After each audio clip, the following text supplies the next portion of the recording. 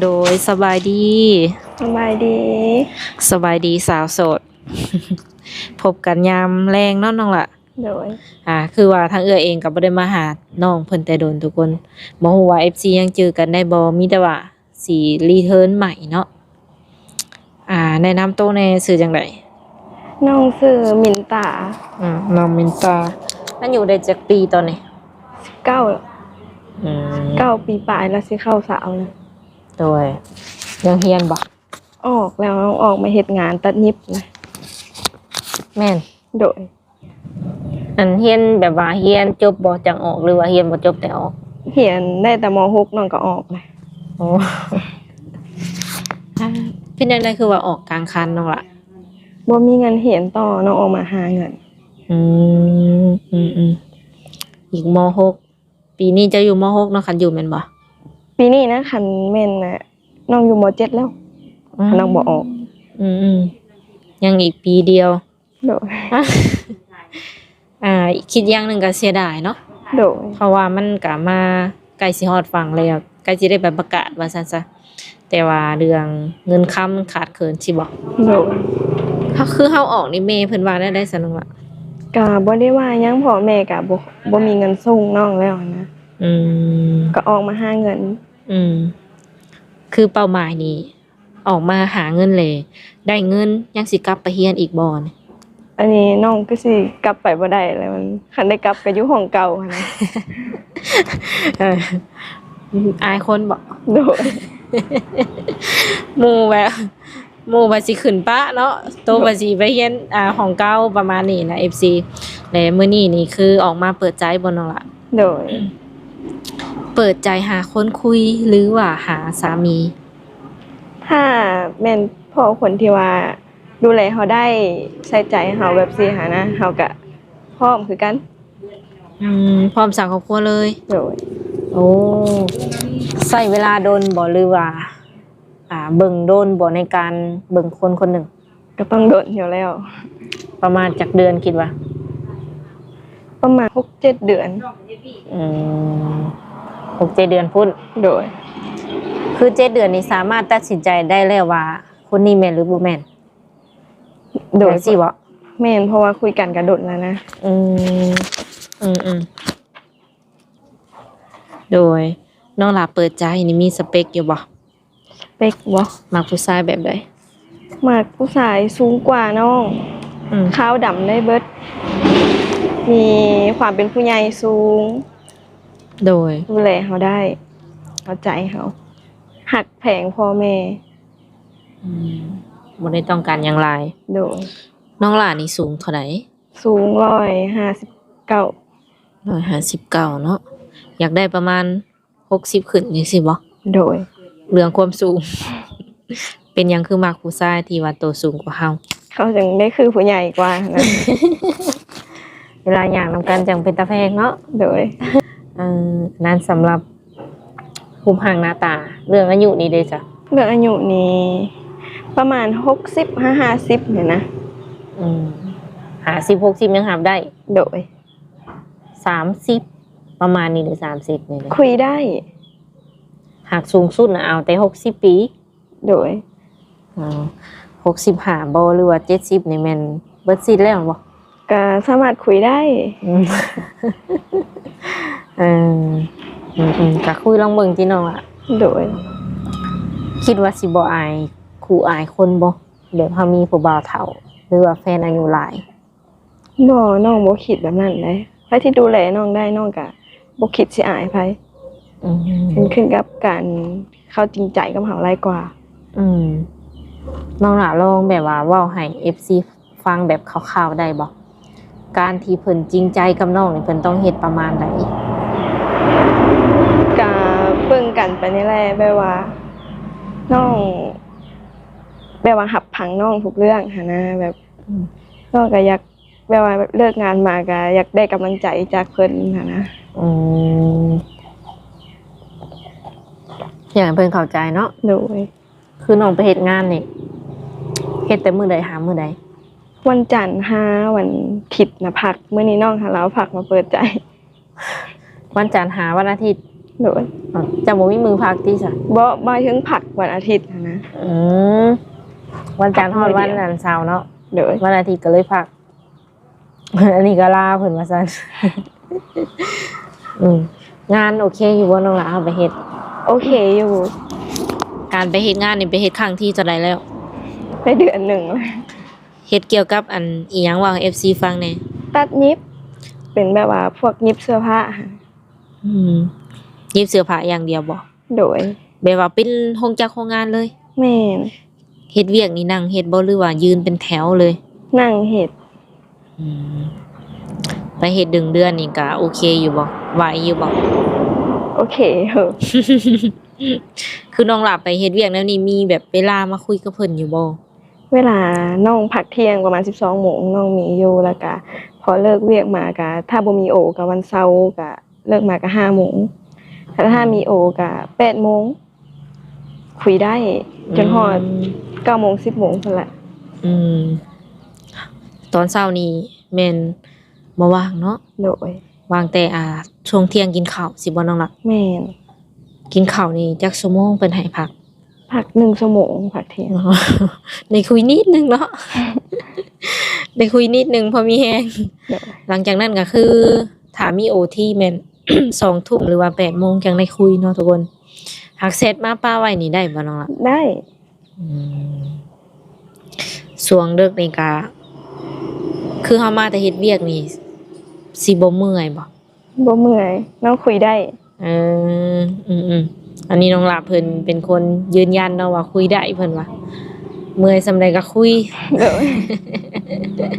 เออ และคนที่สิเข้ามานี่อยากได้แบบว่าเป็นหนุ่มโสดคือกันกับเฮานี่บ่ โดยเป็นหนุ่มโสดคือกัน เป็นพ่อห้างพ่อหมายนี่แม่นบ่โอเคบ่ คุยได้พอห่างพอไม่ค่ะ ความหมายของน้องนี่พ่อห้างพ่อหมายก็ย่าขอเพียงแต่ตอนนี้โสดอย่างสิบ่ โดย โอ้น้องเคยแต่งงานแล้วบ่ล่ะ น้องยังบ่เคยแต่งงาน เคยมีผู้บ่าวบ่ ผู้บ่าวก็เคยมีก็หลายปีมาแล้วค่ะนะ ม แต่ก็บ่ได้มีเลย โสดมานี่ได้จักปีแล้ว โอ้3-4 ปีแล้ว รุ่นอีหลีเนาะ โดย คือเฮาโสดนี่เป็นจังไดมันบ่มีผู้บ่าวแถวบ้านมาจีบเลยบ่ น้องบ่ค่อยสนใจวัยรุ่นคือกัน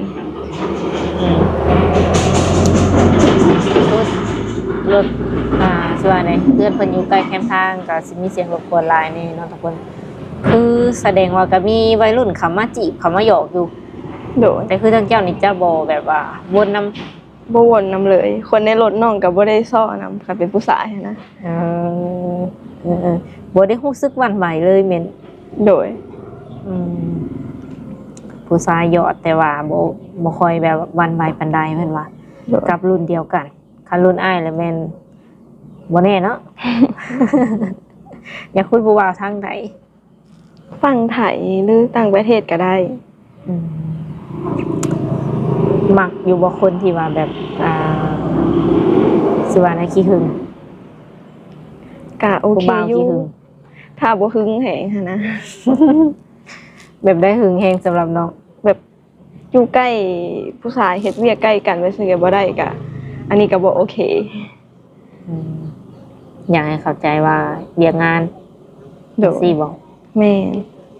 ผู้ชายมีหนวดมีเคราน้องละมักบ่ มักอยู่ สักลายได้บ่ ได้ ไปหลินไปเที่ยวมักอยู่บ่ แบบไป ผู้บ่าวมักหลินมักเที่ยวกินเหล้ากินเบียร์ปาร์ตี้กลางคืนมัก ต้องทุกมื้อนี่บ่ ถ้าดนๆเทื่อน้องโอเคอยู่แต่ถ้าไปทุกมื้อน้องก็บ่โอเค บัดโตน้องเองได้มักไปหลินบ่ บ่น้องบ่ได้มักไปเลินเอาเวลาเฮ็ดงานตอนเวลาว่างก็แทบสิบ่มีแล้วหั่นนะ รสชาติของการแบบว่าเริ่มต้นใหม่เนาะคือการเฮ็ดงานนี่น้องละเริ่มต้นเลยแม่นบ่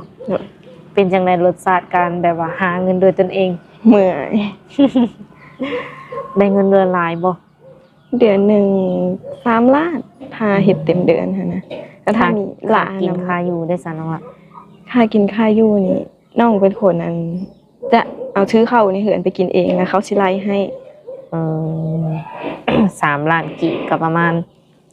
4,000 ปลายเนาะทุกคนต่อ1 เดือนแม่นบ่ โดย เวลาได้เงินเดือนมาเลยตัวเองเก็บไว้เลยบ่หรือว่าให้แม่เพิ่น ให้แม่หลายกว่า น้องหละได้ใช้ประมาณจักแสน น้องเอานำแต่ล้านหนึ่งก็ให้แม่ ให้แม่เก็บให้แม่อันเอาไว้ให้บ่ ให้เราใส่เลย โอ้เออ แสดงว่าตอนนี้นี่ยังบ่ทันมีอีหยังเป็นของตัวเองบ่ โดยยังบ่ทันมีอย่างของตัวเองเลย ขออนุญาตถามเกี่ยวกับครอบครัวเพื่อนซันของน้องมินตาเนาะทุกคน มีไอ้น้องกันจักคน มีอ้ายคนเดียว แล้วก็เจ้า โดย พอดีส่วน2 คน แม่ อีก1 ซ้าย 1 จะเป็นลูกสาวหล่าเลย โดย พ่อแม่เพิ่นยังอยู่นํกันบ่น้องล่ะ แม่ยังอยู่นำกัน ถ้าพ่อกับถ้าแม่อายุประมาณเท่าใดจื้อบ่ พ่ออายุ50แล้ว แม่หาอายุ48 เฮาออกมาเปิดใจรอบนี้นี่ถ้าพ่อกับถ้าแม่รับรู้บ่ แม่หับฮู้ เพิ่นให้บ่หรือว่าอนุญาต เพิ่นอนุญาตเพอกะหาคนดูแลน้องคือกันหั้นนะให้ทุกคนเข้าใจ อาชีพหลักในเฮือนเฮานี่เฮ็ดหยัง เป็นเศร้าให้เศร้าหนา เฮ็ดข้าวขายบ่ โดย ได้ข้าวประมาณเท่าไหร่ปีหนึง ปีหนึ่งก็ได้ประมาณ100ปลาย 150 หลายพอสมควรเนาะ โดย เจ้าก็เฮ็ดเป็นติ เฮ็ด ชื่อว่าอะไรคิงบางห่างน้อยเนาะทุกคน แต่ว่าเฮ็ดหน้าคือกัน โดย เหลือกินเลยเนาะ150นี่ ขันบ่ขายก็เหลือกิน คันขายเลยจ้ะ ขันขายก็บางทีก็บ่พอกินนั่นแหละ แสดงว่าขายหลายเติบเนาะ นอกจากเฮ็ดไร่เฮ็ดหน้าแล้วเพิ่นบ่ได้เฮ็ดหยังเสริมบ่ กาขายเครื่อง ทั้งพ่อทั้งแม่เลย แม่น พอได้ใช้จ่ายเล็กๆน้อยๆเนาะ โดย เฮ็ดไร่ใส่นาก็เป็นเวียกเฮือนเวียกซ่านน้องหล่ะเป็นบ่ซะ เป็น อย่างเช่น วางถ้วยนึ่งข้าวเฮ็ดกิน ก็ได้ หมเลย โดย ข้างหลังนี่ก็เป็นเฮือนน้องบ่ บ่อันนี้เป็นเหือนเอื้อยเหือนป้า เป็ดไก่ก็หลายเนาะหยาบ เดี๋ยว หยาบอยู่ แบบว่าธรรมศาสตร์แห่งทุกคนเนี่ยที่นี่เนาะ FC หรือว่าหนุ่มๆคันเพิ่นเห็นน้องเลยเพิ่นอยากมาดูโต อยากมาเห็นตัวจริง โดย น้องหลับพร้อมบ่ พร้อมถ้ามาลิ้นหั้นนะมาเบิ่งมาเว้ากันได้ มาเล่นอยู่เพื่อนนี่แม่นได้บ่ โดย หรือว่าสิไปนัดเจอกันอยู่ไสในความคิดของน้องว่า อันนี้ขึ้นอยู่กับคนที่สิมาสินัดก็ได้หรือสิมาลิ้นในเหือนนี่ก็ได้ เจ้าตามใจเพิ่นบ่ โดย โดย แบบว่าคันมาก็ต้องมีน้องก็ต้องแบบมีผู้ใหญ่อยู่นำหั่นนะ โอ้คันเพิ่นสิชวนไปลิ้น2 ต่อ 2นี่ ก็ต้องทำความรู้จักกันก่อน โดยถูกต้องเนาะทุกคน ถูกต้องคิดประมาณนี้แม่นต้องทำความรู้จักแล้วก็ลึกเคยกันแล้วก็จังไปนํกันเนาะ โดย เล่นไปเที่ยวเพื่อความปลอดภัยทั้งพี่แล้วก็ทั้งผู้นั่นแหละเนาะ นี่ อันนี้สำหรับแบบว่าการไปมาหาสู่น้องหล่ะเคยไปไทยบ่ อย่าง เคยไปฮอดอยู่บ่มุกดาหารจ้ะ หมุกเคยไปอยู่เทื่อหนึง เฮ็ดหยังเฮ็ดพาสปอร์ตหรือว่าอัน เฮ็ด บัตรขาว เฮ็ดบัตรขาวไปซื้อเครื่องแบบมาขายอย่างซื่อ อ๋อขายเครื่องเจ้าก็ขายบ่ขายซอยแม่อยู่บ่หรือว่าอันใด ๆมือผักก็ขายซอยแม่ เป็นแม่ค้าก็ได้แล้วเนาะ เป็นแม่ค้าก็ได้สาวไร่สาวนาก็ได้บัดนั้นสาวโรงงานก็เป็นมาแล้วบัด เป็นสาวเต็มโตแล้วบัดนี้ รู้จักทำมาหากินแบบ ยืนด้วยลำแข้งเจ้าของว่าซั่นซะ ภูมิใจอยู่บ่เลย ภูมิใจ บ่ได้รู้สึกท้อหรือว่าเมื่อยบ่ บ่น้องรู้สึกว่าได้เงินเดือนมาให้แม่น้องรู้สึกภูมิใจและอยากเฮ็ดเรื่อยๆอยากให้แม่ ดีเนาะที่ว่ารู้จักกตัญญูแล้วก็รู้จักคิดถึงพ่อและแม่มาก่อน คือโดนๆนี่ไปลิ้นนี่ไปเนาะเจ้าเนาะแต่บ่ได้ไปทุกมื้อ แม่น กินเหล้ากินเบียร์ก็ได้เนาะ โดย อืมอืมอันนี้คือลองแบบว่าเขามาคุยกันลองเบิ่งหรือว่าสิมาเบิ่งตัวจริงก็ได้ แต่ว่านัดก่อนสิบ่ โดยนัดก่อน คันมาวันอาทิตย์นี่บ่พอจะบ่ซะแบบมาโลดนะบ่ต้องบอกจังซี่นะ อันนี้มันก็ขึ้นอยู่กับว่ามื้อนั้นน้องสิไปไสหรือว่าอยู่เหือนหันนะแบบสักเครื่องสักของหรือว่าเอื้อยสวนออกไปนั่นอันนี้หันนะ อืม มันพักมื้อเดียวเด้ อืม ก็ต้องนัดไว้ก่อนถ้าอยากพอกัน บ่แน่นอนเนาะ โดย มาหลายย่านบ่เห็นว่าซั่นซะFC ถามว่า FC เพิ่นอยากคุยกับน้อง อยากทำความรู้จักสินะมีช่องทางติดต่อให้เพิ่นบ่ มี มีหยังน้องล่ะ มีทั้งเฟซแล้วก็มีทั้งไลน์ สะดวกแจกเบิดสองบ่ โดย อ๋อโอเคซะเนาะคันเบอร์นี่ก็ดิ้นได้บ่เบอร์ แบบโทรคุยนี่นะ โทรคุยหรือว่าเล่นแอปจังซี่ ได้ อืมเอาเว้าแท้ๆได้เนาะจังที่FC ถามเอ้ยว่า ขอเฟซน้องมินตาแน่ผัดบ่ให้เพิ่นเบิดสิว่าได้ ให้ได้แท้ๆเนาะเฟซนี่เอ่อประมาณนั้นทุกคนสุดท้ายนี้น้องหลามีหยังอยากฝากถึงแบบว่า ผู้บ่าวที่สิเข้ามาคุยกับเฮาบ่ น้องบ่มีหยังหลายมีแต่ว่าถ้าสิเข้ามาทำความรู้จักน้องก็ต้องจริงจังกับน้องหันนะบ่แม่นว่าทักมาแล้วก็ถามชื่อแล้วก็หายแบบนี้หันนะ เคยมีโมเมนต์ที่ว่าถามชื่อแล้วหายอยู่บ่จ๊ะก็ หนีก็ตอบเลย คนผู้จบผู้งามเนาะรู้จักชื่อเลยไปเลย เออเอาเรื่องการวิดีโอคอลนี่น้องหลาสะดวกอยู่บ่ลืมถาม สะดวก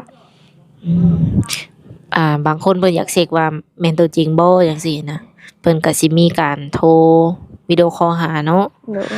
มีแต่ว่าน้องก็ลองคุยกับ FC ของเอื้อยลองเบิ่งว่าจะไปกันได้บ่หรือว่าไปกันบ่ได้คันว่าไปกันบ่ได้ก็บอกเพิ่นตรงๆเนาะ โดย จังบ่เสียใจทางน้องและก็ทาง FC โอเคสำหรับคลิปนี้ทางสาวบุญเปียงก็สิได้ขอตัวจบไว้เท่านี้มื้อหน้ามื้อใดว่ากันใหม่เนาะ โดย โดยสบายดี สบายดี